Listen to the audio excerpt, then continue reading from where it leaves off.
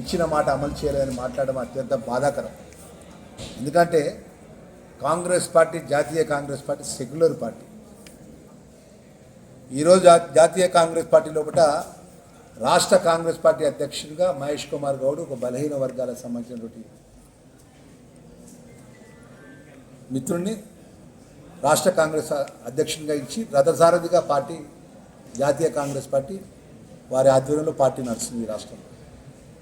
ఈరోజు బీసీ కులగణన విషయం లోపల 42% చట్టాన్ని చేసి రాష్ట్ర ముఖ్యమంత్రి గారు వర్యులు పెద్ద రేవంత్ రెడ్డి గారి నేతృత్వం లోపల అసెంబ్లీలో అన్ని రాజకీయ పార్టీలను, శాసనసభ్యులను,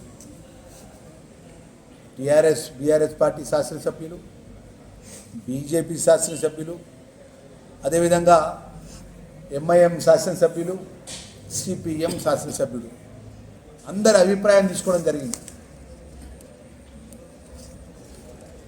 బీసీ కులగణన 42% చట్టాన్ని అమలు చేసి ఆ చట్టాన్ని అసెంబ్లీలో చట్టపరంగా చేసేందుకు అసెంబ్లీ సాక్షిగా అందరి అభిప్రాయాలు తీసుకునే తర్వాత రాష్ట్ర ముఖ్యమంత్రి రేవంత్ రెడ్డి గారు ఏకగ్రీవంగా రాష్ట్ర అసెంబ్లీ తీర్మానం చేసి గవర్నర్ గారికి పంపించడం జరిగింది.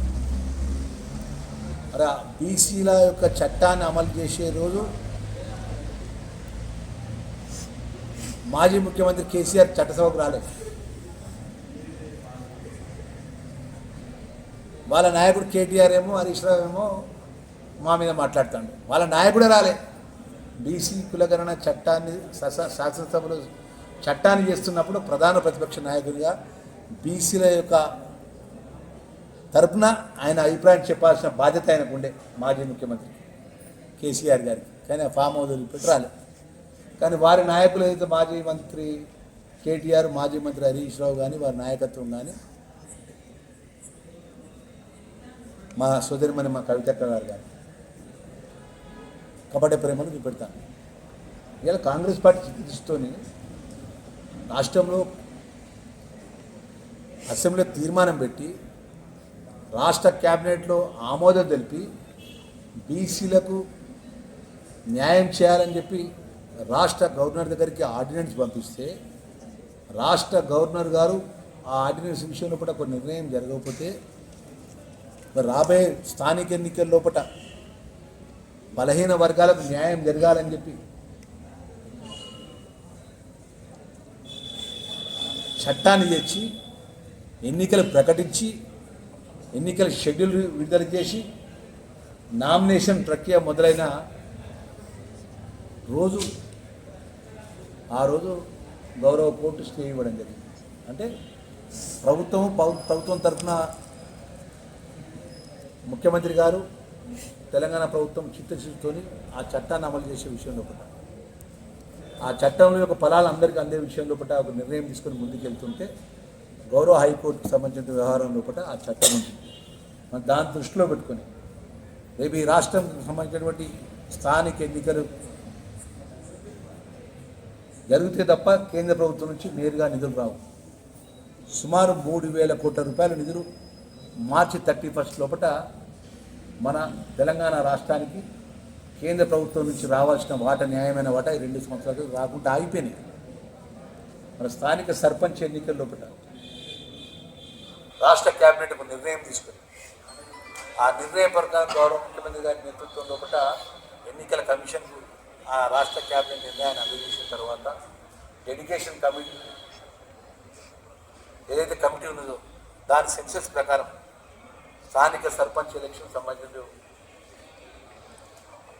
రిజర్వేషన్ ప్రక్రియ కంప్లీట్ చేసి షెడ్యూల్ విడుదల చేసి ఇవాళ నామినేషన్స్ మొదలయ్యి రెండో రోజు. మరి ఈ సందర్భంగా మేము ముఖ్యంగా జగిత్యాల జిల్లాకు సంబంధించిన విషయానికి వస్తే ఒక బీసీ బిడ్డను జిల్లా కాంగ్రెస్ పార్టీ అధ్యక్షుడిగా చేసుకున్నాం. నందయ్య ఒక బీసీ బిడ్డ, సామాన్యమైన కాంగ్రెస్ పార్టీ కార్యకర్త, ఒక బ్లాక్ కాంగ్రెస్ పార్టీ అధ్యక్షుడిని పనిచేసి పొలాస అనే గ్రామం నుంచి 3 పర్యాయాలు సర్పంచ్గా గెలుపొంది బీసీ వర్గానికి చెందినటువంటి కార్యకర్తను బ్లాక్ కాంగ్రెస్ అధ్యక్షుడు, జగిత్యాల జిల్లా కాంగ్రెస్ పార్టీ అధ్యక్షునిగా అఖిల భారత కాంగ్రెస్ పార్టీ ప్రకటించింది. అది మా చిత్తశుద్ధి. బీసీలపై మాకున్నటువంటి నిబద్ధత మా గౌరవ ముఖ్యమంత్రి గారు రేవంత్ రెడ్డి గారు కానీ, గౌరవ పిసిసి అధ్యక్షుడు మహేష్ కుమార్ గౌడ్ గారు కానీ, అదేవిధంగా మా రాష్ట్రంలో ఇలా బలహీన వర్గాలకు సంబంధించిన మంత్రివర్గ పొన్నం ప్రభాకర్ గౌడ్ గారు, మా కొండా సురేఖ గారు, మా రాష్ట్ర క్యాబినెట్ మంత్రి మచ్చలే సోదరిమణి, మన ఆదివాసీ బిడ్డ మా సీతక్క గారు, దళిత వర్గం చెందినటువంటి మంత్రులుగా, అంటే రాష్ట్ర క్యాబినెట్లో అందరికీ అన్ని వర్గాలకు సమన్యాయం జరిగే విధంగా రాహుల్ గాంధీ గారి నేతృత్వంలో, మల్లికార్జున గారి నేతృత్వంలో కూడా ఇలా గౌరవ ముఖ్యమంత్రి గారు ఈ ప్రభుత్వాన్ని ప్రజలకు ఫలాలు అందించుకుంటూ 10 సంవత్సరాలు రాష్ట్రాన్ని పరిపాలించిన వాళ్ళు ఆర్థిక సంక్షోభం చేసి ఆర్థికంగా ప్రతి నెల 1వ తారీఖు ఆందని వడ్డీలు కట్టే దృష్టికి తీసుకొచ్చి ప్రభుత్వాన్ని అప్పచెప్పినటువంటి సందర్భంలో ఉంటున్నారు. మేమే మంత్రులము, మేమే రాజాము అన్నటువంటి వీరు మాట్లాడే అర్హత వీళ్ళకు ఉన్నదా అంటున్నాను. వీళ్ళ పార్టీలో ఆర్థిక శాఖ పనిచేసినటువంటి ఈటా రాజేంద్ర బీసీ బిడ్డను మెడలోటి బయటికి దొరుకుతుంది. మాజీ ముఖ్యమంత్రి కేసీఆర్ గారి ప్రభుత్వం ఉన్నప్పుడు ఒక ముదిరాజు వర్గానికి చెందినటువంటి ఒక బీసీ బిడ్డ వారి యొక్క పార్టీలో ఎమ్మెల్యేగా ఉద్యమంలో పాల్గొన్నటువంటి బీసీ బిడ్డ, మంత్రిగా ఉన్నటువంటి బీసీ బిడ్డను వాళ్ళ పార్టీలకి పంపించేసింది. ఒక దళితుడికి సంబంధించినటువంటి రాజయ్యను ఇలాంటి కారణం యొక్క బత్తరం చేసి 10 సంవత్సరాలు 2014 నుంచి 18 నుంచి 23 వరకు ఈ రాష్ట్రంలో అధికారం ఉంది కదా వాళ్ళు. ఎప్పుడైనా మాజీ ముఖ్యమంత్రి కేసీఆర్ పక్కన ఎవరు ఉందండి? ఇది హరీష్ రావు ఉండాలి, ఇది కేటీఆర్ ఉండాలి, లేదా పల్లె రాజేశ్వర రెడ్డి ఉండాలి, లేకపోతే జగదీశ్వర్ రెడ్డి ఉండాలి, లేదా ప్రశాంత్ రెడ్డి ఉండాలి, లేదా ఆర్మూరు ఎమ్మెల్యేగా ఉన్నట్టు జీవన్ రెడ్డి ఉండాలి. ఈరోజు గౌరవ ముఖ్యమంత్రి రేవంత్ రెడ్డి గారి పక్కన ఉన్నారు, అట్లూరు లక్ష్మణ్ కుమార్ ఉన్నారు, పొన్నం ప్రభాకర్ గౌడ్ ఉన్నారు, కొండ సురేఖ ఉన్నది, మా సీతక్క ఉన్నది, మా వాకడి శ్రీహరి ఉన్నాడు.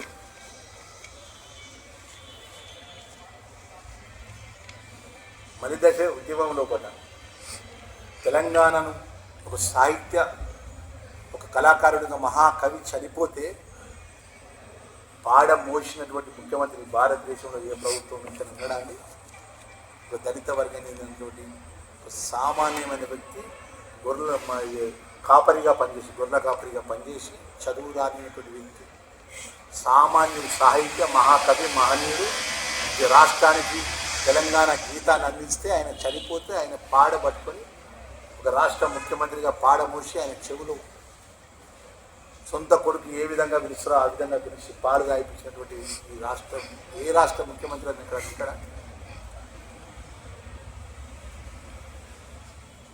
ఎన్నడన్నా ముఖ్యమంత్రిగా పనిచేసినటువంటి మాజీ ముఖ్యమంత్రి కేసీఆర్ డాక్టర్ బిఆర్ అంబేద్కర్ గారి యొక్క జయంతి రోజు వచ్చి ట్యాంక్ బండ్ కాడ దండేసే టైం కూడా లేదన్నట్టు. ఒక మహనీయుడి యొక్క జయంతి కార్యక్రమం రాష్ట్రంలో ఉంటే ముఖ్యమంత్రిగా వచ్చి మాసెప్ ట్యాంక్ దగ్గరికి వచ్చి మాసెప్ ట్యాంక్ దగ్గర ఉన్న అంబేద్కర్ గారి విగ్రహానికి దండేసే సమయం లేదు ఆయన దగ్గర.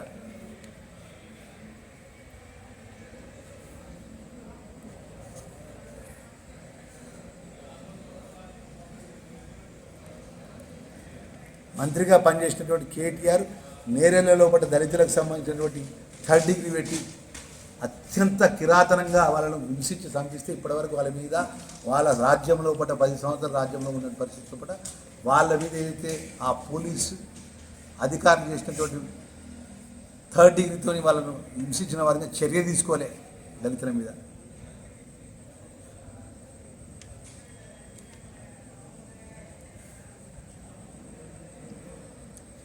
హరీష్ రావు ఏ దళితులను చనిపోతే దళితుల ఇంటికాడ పోయి పాడమూసిందా? ఏ దళితులను కుటుంబంలో కూడా కష్టం వస్తే కుటుంబం దగ్గర పోయి కూర్చొని మాట్లాడిండా? వీళ్ళు మాట్లాడతారు. ఏం చెప్తున్నాం ఇవాళ రాష్ట్ర క్యాబినెట్ మంత్రి గారిని మనవి చేస్తున్నాం. సామాన్యమైన కాంగ్రెస్ పార్టీ కార్యకర్తలు ఈరోజు గౌరవ ముఖ్యమంత్రి గారి నేతృత్వంలో ఖచ్చితంగా 100% 42% చట్టాన్ని బలహీన వర్గాలకు అందించే విషయంలో చిత్తశుద్ధిస్తున్నాము. రేపు గౌరవ కోర్టు ద్వారా ఆ విషయం లోపల ప్రభుత్వం ద్వారా మా వాదనలు వినిపిస్తాం, మా ప్రభుత్వం యొక్క ఆలోచనని వినిపిస్తాం. బీసీల పక్షపాతిగా కాంగ్రెస్ పార్టీ ఈరోజు పిసిసి అధ్యక్షుడిగా ఉన్నది మహేష్ కుమార్ గౌడ్ రథసారథిగా పెట్టుకొని ఈ జిల్లాకు సంబంధించినటువంటి బీసీసీ అధ్యక్షుడిగా బీసీని పెట్టుకొని రేపు రాష్ట్ర ముఖ్యమంత్రి గారు ఆయన ఆలోచన విధానం దళితులకు, బలహీన వర్గాలకు, బడుగు వర్గాలకు, పేద వర్గాలకు ఆ న్యాయం చేయాలనే నిత్యం ఆలోచన చేసే ముఖ్యమంత్రి గారి నేతృత్వంలో కూడా రేపు జరగబోయే సర్పంచ్ ఎలక్షన్స్లో పార్టీలకు అతీతంగా అయినప్పటికీ కూడా